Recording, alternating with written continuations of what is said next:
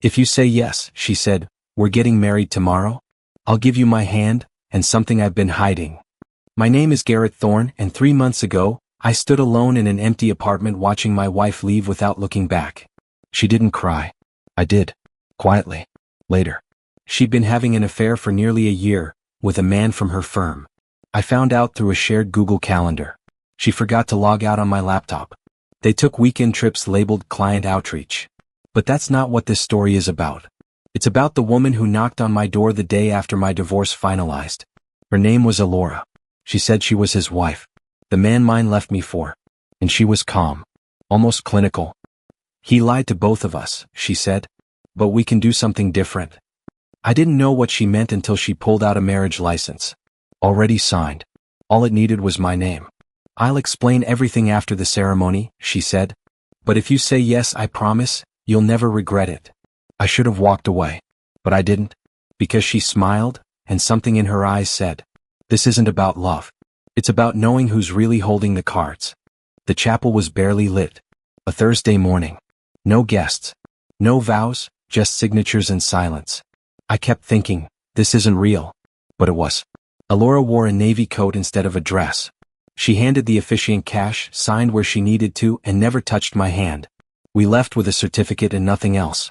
In the car I asked, now what? She glanced at me. Now I show you what your ex-husband has hidden from you. I paused. You mean? My husband, she corrected.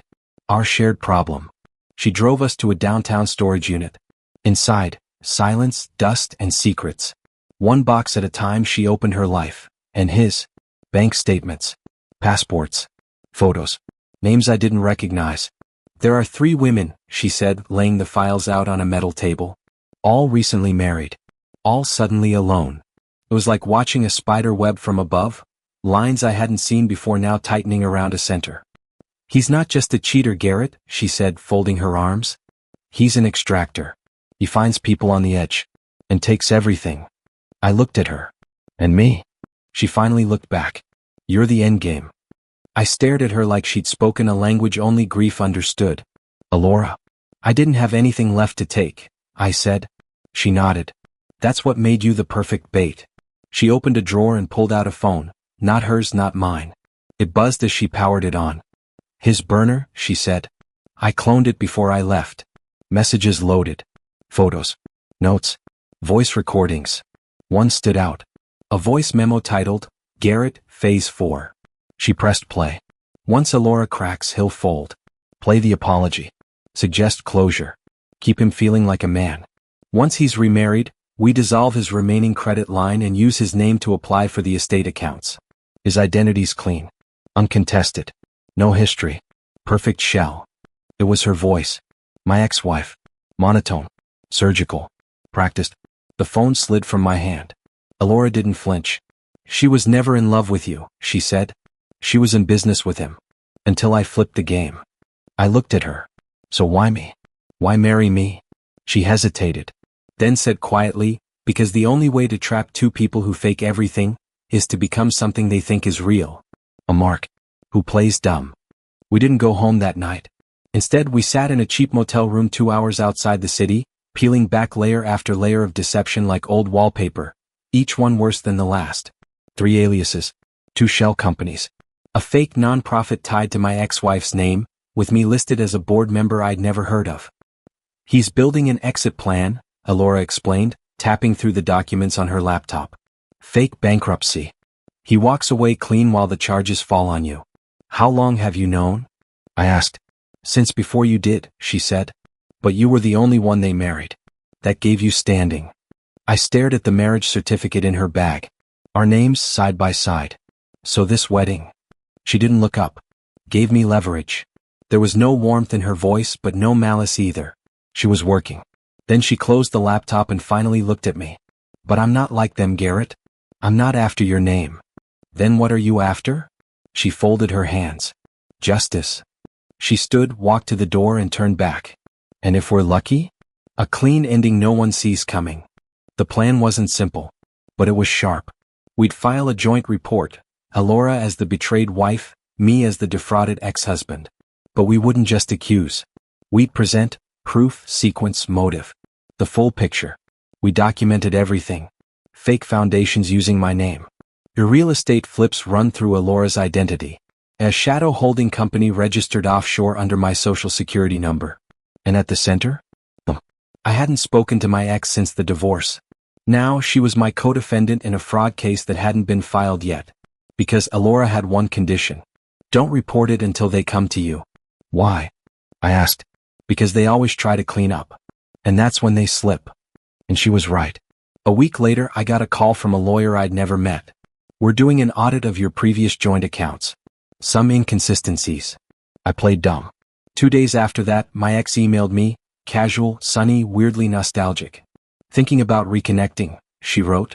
Want to grab coffee? I didn't reply. But I did open a fresh file on my computer.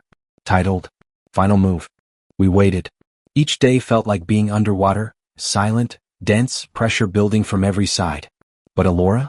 She thrived in it. I watched her move like someone who'd lived inside deception long enough to memorize its rhythms. One morning, she turned her laptop toward me. They're transferring assets. Sure enough, buried in a chain of offshore transactions, my name had just been used to purchase a $3.2 million villa in Montenegro. I'd never been to Montenegro. That's wire fraud, identity theft, and interstate conspiracy, I muttered.